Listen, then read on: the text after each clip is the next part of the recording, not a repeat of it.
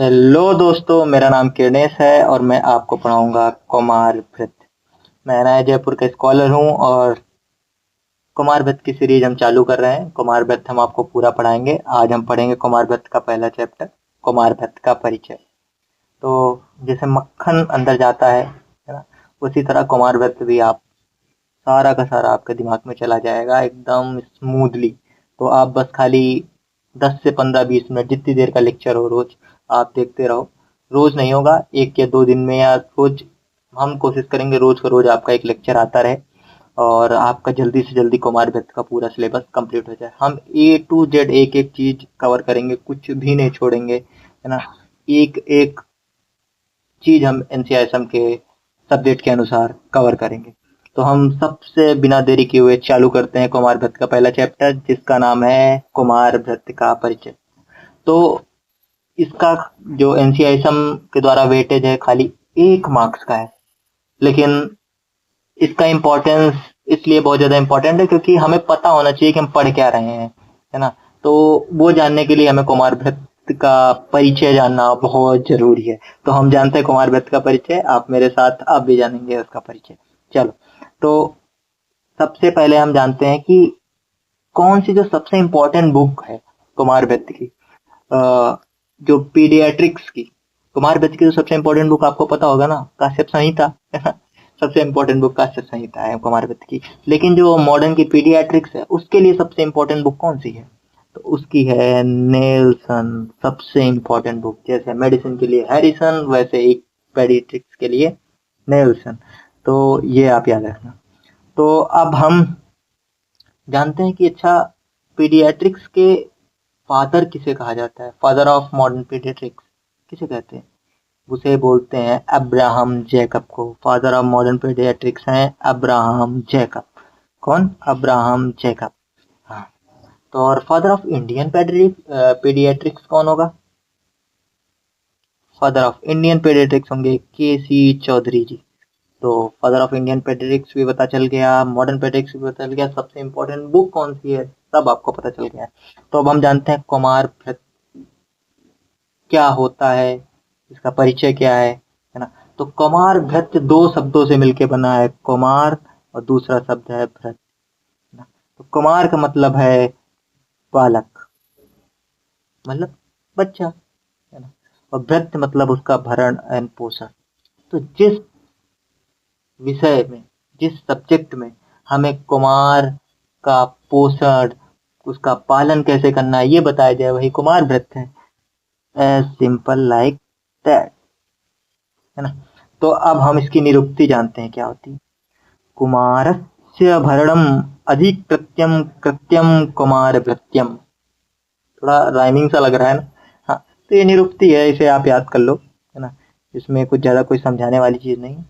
अब हम जानते हैं कुमार भट्ट का कौन से आचार्य ने किस जगह वर्णन किया है अष्टांग आयुर्वेद में। आठ आठ तंत्र है आयुर्वेद के अंदर, हमें बताते हैं ना अष्टांग आयुर्वेद होता है ना। जिसके अंदर हर चीज आती है, काय चिकित्सा आती है, वाजीकरण आता है, अगत तंत्र आता है, रसायन आता है और कुमार भट्ट आता है। तो जब कुमार भट्ट को ही बाल रोग या बाल चिकित्सा बोलते हैं। तो ऐसे 8 वर्णन किया है। तो उसी तरह काश्यप संहिता जो कुमार भट्ट का, जिसे मैंने बताया कि सबसे इम्पोर्टेंट बुक है, उसमें सबसे नंबर 1 पे कुमार भट्ट को अष्टांग आयुर्वेद में रखा गया, सबसे फर्स्ट स्थान पे। चरक संहिता में से 6ठे स्थान पे रखा गया और सुश्रुत संहिता में से 5वें स्थान पे रखा गया। और अष्टांग हृदय और अष्टांग संज्ञा जो लघु और वृद्ध वाक भट्ट द्वारा लिखी गई है, उसको इस पे दूसरे स्थान पे रखा गया है। आपको शायद याद रहेगा, है ना। तो हमने अभी तक इसका परिचय जान लिया। अब हम इसकी परिभाषा जानेंगे, क्या है ये, इसमें क्या पढ़ेंगे, यही है उसकी परिभाषा। तो हम परिभाषा नहीं, कुमार भृत्यम नाम कुमार भरण धात्री क्षीर दोष संशोधनार्थ दुष्ट स्तन्य ग्रह समुत्थान व्याधि नाम उपशमनार्थम। समझ में आया आपको कि कुमार भृत्य नाम, कुमार भृत्य किसे कहते हैं? उसका नाम है कुमार भरण मतलब बच्चों का, जहाँ पे जिसमें समझाया जाए कि अलर पोषण कैसे किया जाता है। धात्री क्षीर दोष संशोधनार्थ, अब धात्री किसे बोलते हैं? मदर को बोलते हैं, है ना। तो क्षीर दोष क्या होता है कि क्षीर मतलब दुग्ध और दोष मतलब स्तन्य में जो दोष हो जाए उसके संशोधन, मतलब उसके संशोधन करने की जहाँ प्रक्रिया बताई गई हो उसे वो कुमार वृत्त में बताई जाती है ना। दुष्ट स्तन्य, जिसमें दुष्ट स्तन्य के बारे में वर्णन हो। दुष्ट स्तन्य क्या होता है?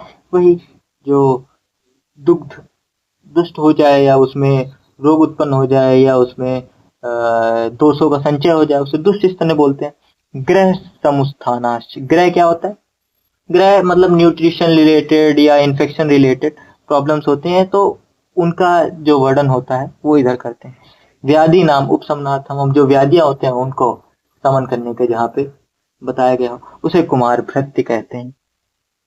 तो और यही चार चीजें जो बताई हैं, कुमार भरण, धात्री क्षीर दोष संशोधनार्थ, दुष्ट स्तन्य, ग्रह समुत्थानश्च, यही चार चीज इसके पर्पज भी हैं। पर्पज क्या है कि कुमार भृत्य के, है ना। और यही पर्पज है कुमार वृत्त का और यही परिभाषा है।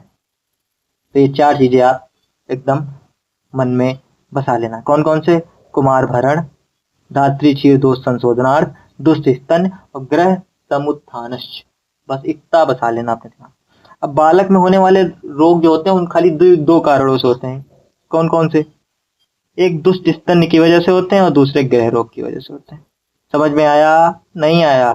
आ जाएगा। क्या? दुष्ट स्तन की वजह से होते हैं और ग्रह दोष। दुष्ट स्तन की वजह से क्यों होते हैं? देखो ज्यादातर हमारे रोग आहार की वजह से होते हैं। तो बालक का आहार क्या है? स्तन्य है, दुग्ध है, तो उसकी वजह से हो गया आहारज। और ग्रह रोग मतलब वहां पे कौन सा इन्फेक्शन हो रहा है। बच्चों में इन्फेक्शन भी बहुत प्रोन होते हैं। क्यों? क्योंकि वो बहुत ही प्रोटेक्टेड एनवायरनमेंट के अंदर रहते हैं, फिर वहां से बाहर आ जाते हैं तो एकदम से एक्सपोज हो जाते हैं एनवायरनमेंट को, तो उनको इन्फेक्शन और न्यूट्रिशन भी दिक्कत हो जाती है। तो इन सब रिलेटेड से तो दो ही कारण है बच्चों में बीमार पड़ने के। क्या क्या? दुष्ट स्तन और ग्रह रोग, है ना। तो अब हम आगे बढ़ते हैं,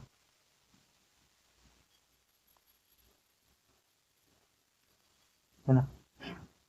स्कोप ऑफ कुमार भृत्य, कहाँ कहाँ हमारा स्कोप है। तो सुश्रुत में उत्तर तंत्र में 38वें चैप्टर पे कुमार भृत्य का वर्णन किया है। उसमें कुमार रोग और स्त्री रोग दोनों का समावेश है। खाली बच्चों का पेड़ आजकल जैसे हो गया है कि गायनिक, सुश्रुत ने दोनों का मिला के वर्णन किया है ना। अब प्रमुख ग्रंथ हम लोग जान लेते हैं जल्दी जल्दी, कुमार भृत्य के कौन कौन से हैं। कुमार भट्ट के प्रमुख ग्रंथ कौन कौन से हैं? सबसे पहला काश्यप संहिता, दूसरा रावण कृत कुमार तंत्र, है ना। अब काश्यप संहिता में वाजीकरण का वर्णन ही नहीं है, तुम्हें पता है? वाजीकरण ही नहीं दिया काश्यप संहिता में। जो अष्टांग आयुर्वेद है उसमें वाजीकरण का वर्णन नहीं है, ये एक इंपॉर्टेंट चीज है, याद कर लो।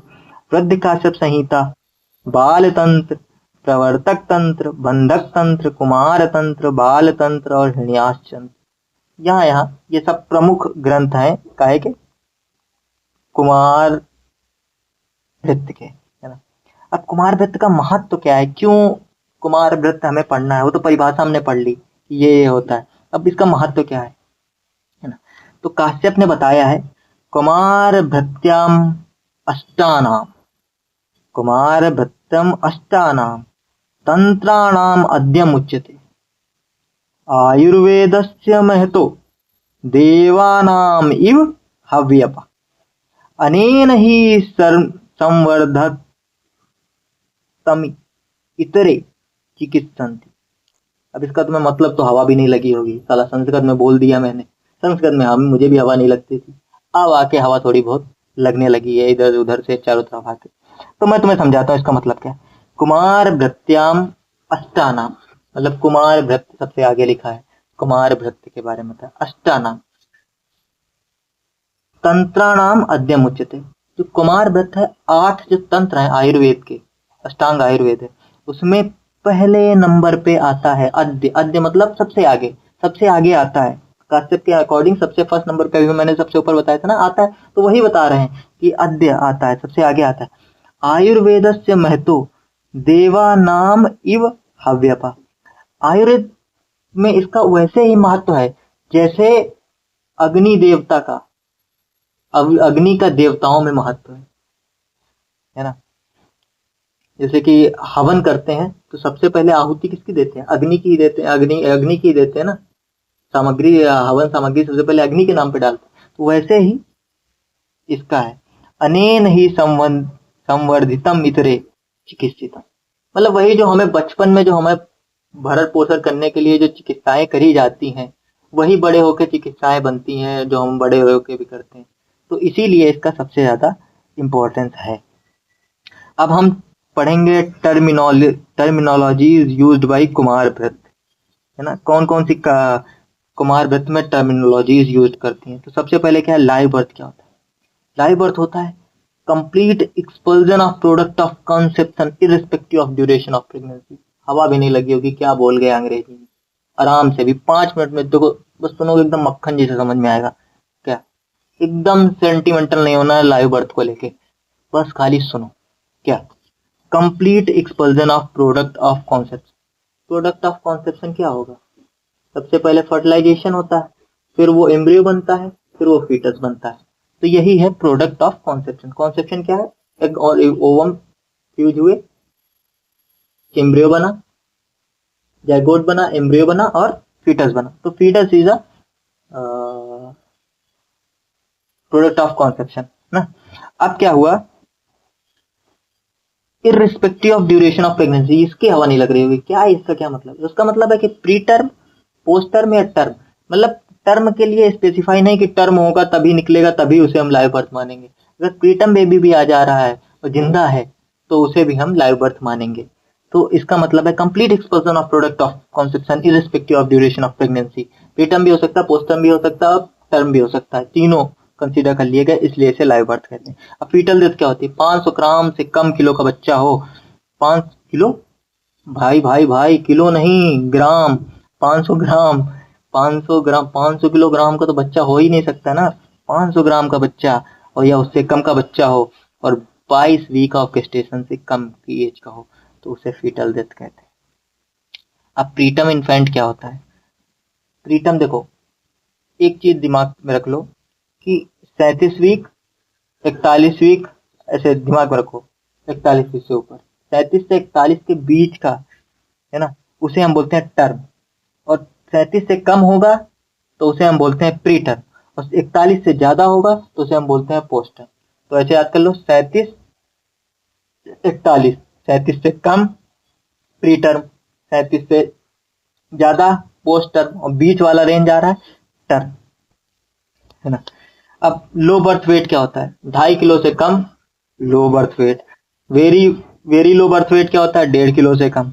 और extremely low birth weight, 1 kilo का बच्चा पैदा हो जाए या उससे कम का हो तो उसे एक्सट्रीमली लो बर्थ वेट कहते हैं।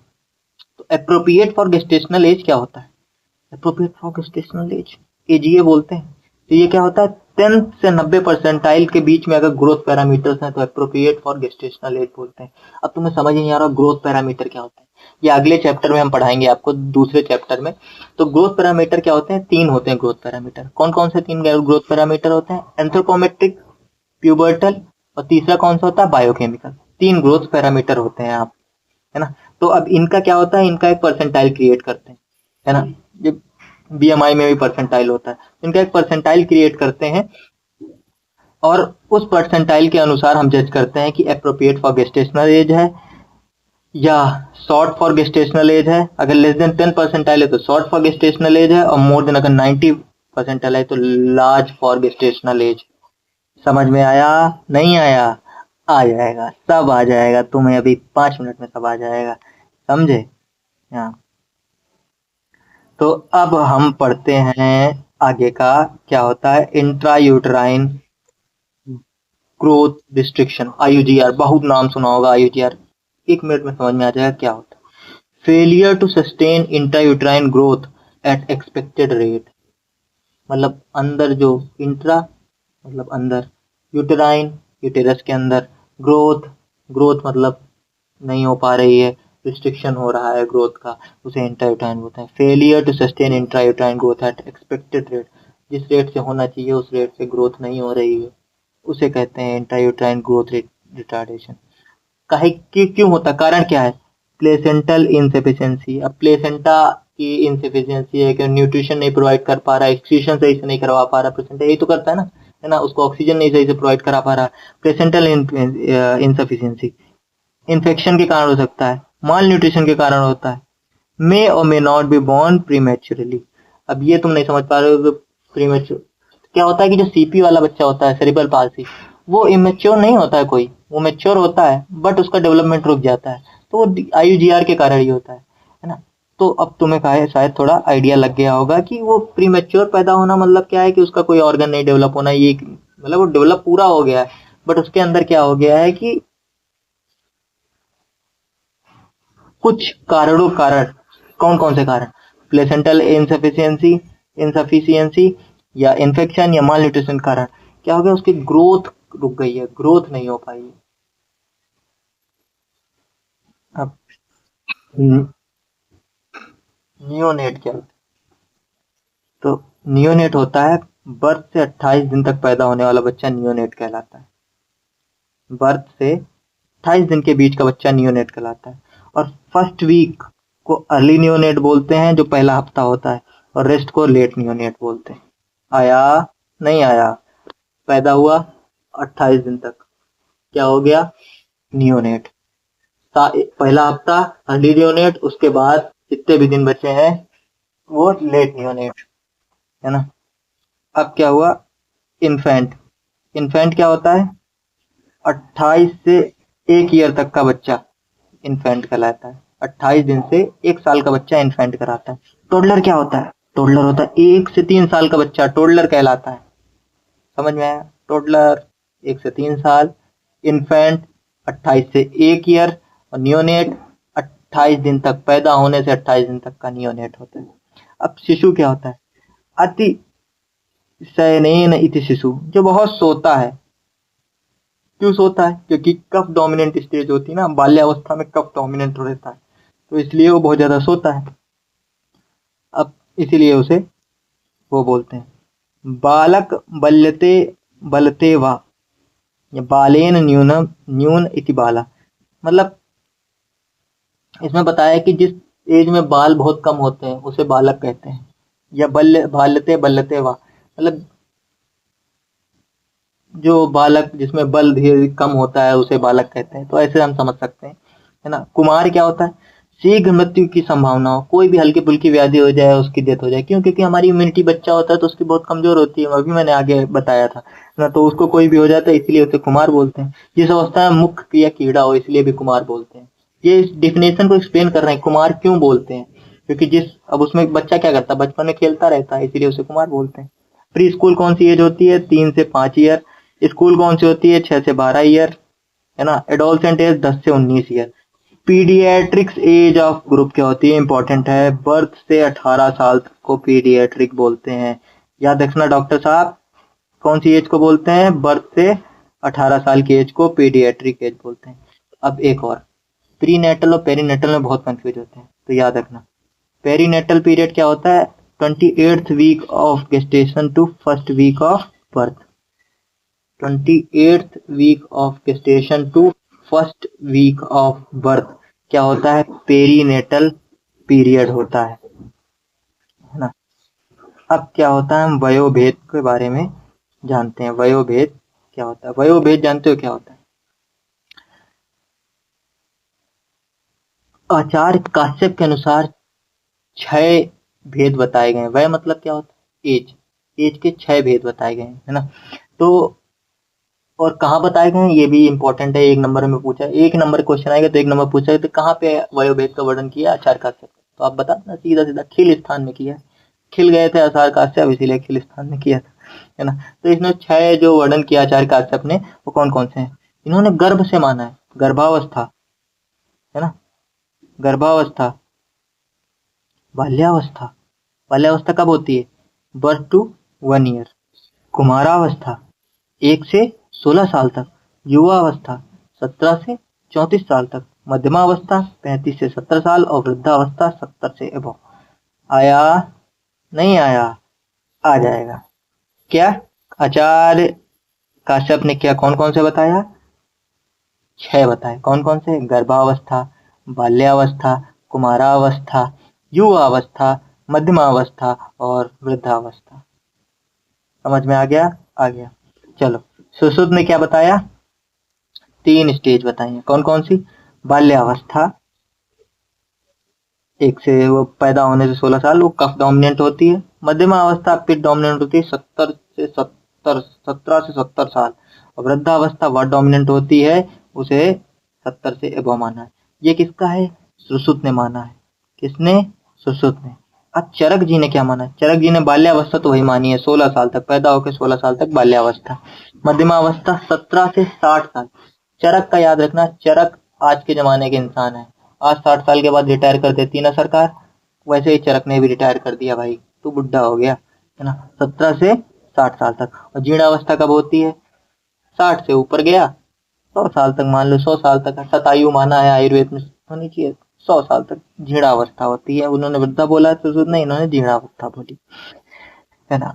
अब जो बाल्यावस्था होती है उसे फिर से 3 पार्ट में डिवाइड किया है। किसमें? क्षीरप, क्षीरन्नाथ और अन्नाथ। कौन कौन सी? क्षीरप, क्षीरन्नाथ और अन्नाथ। क्षीरप क्या होती है? बर्थ टू 1 ईयर, है ना। और क्षीरन्नाथ क्या होती है? 1 से 2 साल तक। और अन्नाथ क्या होती है? 3 से 16 साल तक। आया? नहीं समझ में आया? अभी आ जाएगा। क्या होता है क्षीरप? क्या होता है? इन बाल्यावस्था को लेकर बिल्कुल सेंटिमेंटल नहीं होना है। क्यों? एकदम ईजी है। कैसे? क्षीरप क्या होता है? जब बच्चा, क्षीरप मतलब खाली दूध के उसमें हो। कब होता है? 6 महीने तो एक्सक्लूसिव ब्रेस्ट फीडिंग आयुर्वेद में बताई गई है, मॉडर्न में बताई गई है, तो 6 महीने तो हो गया, है ना। उसके बाद भी हमें दूध पे ही रहता है, अप्रोक्सीमेट मैक्सिमम दूध पे ही रहता है, थोड़ा थोड़ा फूड कंजप्शन करना चालू कर देता है, तो उसे क्षीरप बोलते हैं। क्षीरन्नाथ अब दोनों मात्रा में फूड ले रहा है वो, तो वो कौन सी एज होती है? 2 साल तक की एज होती है। और अन्नाथ क्या होती है? 3 साल से 16 साल के बाद वो खाना वाना बढ़िया पूरा खाने लगता है, तो उसे अन्नाथ स्टेज बोलते हैं। अब हम जानते हैं कुछ और टर्म। क्या? जैसे पौगंड क्या होता है? पौगंड होता है 5 साल से 9 साल की एज को पौगंड बोलते हैं। जात मात्र क्या होता है? जात मात्र होता है जो बर्थ से नाभिनाल छेदन करने तक को हम बोलते हैं जात मात्र, है ना। कब पैदा हुआ बच्चा और उसका नाभिनाल जब छेदन करते हैं तो उसे जात मात्र बोलते हैं। और काश्यप के अनुसार उसे 5वीं रात तक बोलते हैं, बर्थ होने के 5वीं रात तक जात मात्र माना है काश्यप ने, तो ये इंपॉर्टेंट था, इसलिए काश्यप के अकॉर्डिंग मैंने बता दिया। अब पूर्वकालिक शिशु क्या होता है? Full term neonate. समय पूर्वजात शिशु क्या होता है? Pre term neonate. और समय पश्चात जात शिशु क्या होता है? Post term neonate. बहुत इजी है, आराम से समझ में आ गया होगा। सद्योजात क्या होता है? जो अभी 24 घंटे में पैदा हुआ हो, है ना। और नवजात क्या होता है? नवजात प्रथम 28 दिन में जो हुआ हो उसे नवजात बोलते हैं। नियोनेट से रिलेट कर सकते हो, नवजात, नवजात नियोनेट, ऐसे रिलेट करना। अब एज क्लासिफिकेशन इन पीडियाट्रिक्स, है ना। तो देखो पीडियाट्रिक की परिभाषा क्या है? ब्रांच ऑफ मेडिसिन, तो हमें पता है, dealing with health and medical care of infants, children's and adolescent. 18 साल की एज बताई थी ना, पैदा होने से 18 साल की एज तक पीडियाट्रिक एज ऑफ ग्रुप होते हैं, तो तीनों का आ जाएंगे। इन्फेंट्स आ जाएंगे। इन्फेंट कितना होता है? इन्फेंट कितना होता है? 1 साल की एज तक होता है, तो इन्फेंट आ गया। चिल्ड्रन भी आ गए, है ना। चिल्ड्रन कब तक होते हैं? चिल्ड्रन कब तक होते हैं? 10 साल की एज तक, फिर 10 साल की एज तक चिल्ड्रन भी आ गए, एडोलसेंट भी आ गए, फ्रॉम बर्थ टू 18 ईयर। आया समझ में? नहीं आया? आ जाएगा, है ना। तो अब क्या होता है कि आपको पीडियाट्रिक्स की डिफिनेशन पता चल गई। Branch of medicine dealing with health and medical care of infant, children and adolescent from birth to 18 year. अब हम जानते हैं American Academy of Pediatrics, American Academy of Pediatrics AAP के अकॉर्डिंग जो पीडियाट्रिक एज होती है वो 21 साल है। और यूनिसेफ और आईएपी के अनुसार, Indian association of paediatric IAP होता है, उसके अनुसार 18 साल है। समझ में आया? आ गया। चलो अब हम डालते हैं चाइल्ड क्या होता है। डब्ल्यूएचओ के अनुसार चाइल्ड क्या होता है? बर्थ से 18 साल की उम्र को चाइल्ड बोलते हैं। और प्यूबर्टी क्या होता है? प्यूबर्टी क्या होता है? जब हमारी एबिलिटी आ जाए रिप्रोड्यूस करने की, सेक्सुअली शुरू हो जाए, उस एज को प्यूबर्टी बोलते हैं। अब जुवेनाइल एज बहुत इंपॉर्टेंट, कब होती है? 7 साल से 18 साल की एज को जुवेनाइल एज बोलते हैं, है ना। अब एडोलसेंट पीरियड क्या होता है? एडोलसेंट पीरियड होता है 10 साल से 19 साल की age, teen age, teen teen age को हम लोग क्या बोलते हैं, एडोलसेंट बोलते हैं। तो 19 लास्ट होता है तो 19 तक होता है ना, 19 ईयर तक। अर्ली, मिडिल और लेट 3 प्रकार के डिवाइडेड होता है। अर्ली एडोलसेंट क्या होता है, 10 से 13 साल। मिडिल एडोलसेंट क्या होता है, 14 से 16 साल। और लेट एडोलसेंट क्या होता है, 17 से 19, है ना। तो ये हमने जाना। अब प्री नेटल पीरियड क्या होता है, यही मैं बता रहा था, प्री नेटल और पेरीनेटल। पेरीनेटल क्या होता है, 28th वीक से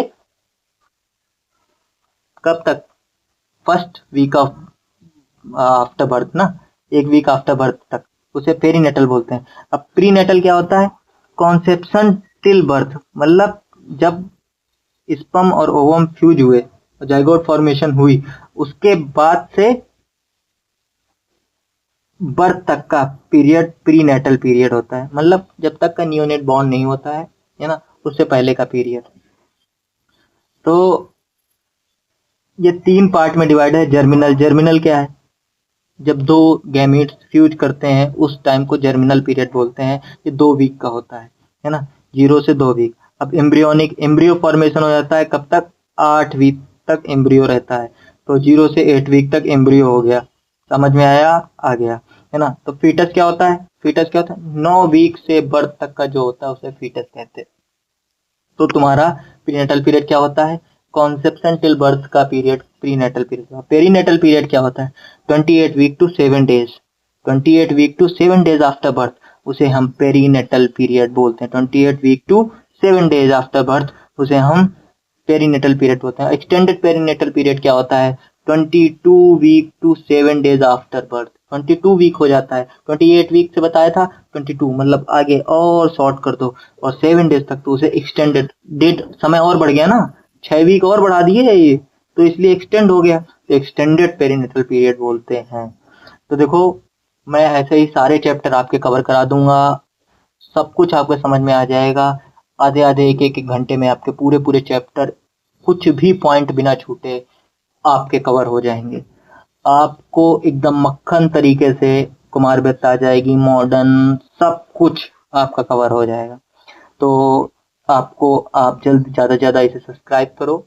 अगर आपको नोट्स चाहिए तो आप मुझे इंस्टाग्राम में, मेरी लिंक पड़ी है नीचे, आप इंस्टाग्राम में मुझे फॉलो कर लें, वहाँ पे आप कमेंट कर सकते हैं, या आप मुझे डीएम कर सकते हैं इंस्टाग्राम में, या यहाँ पे भी आप कमेंट कर सकते हैं।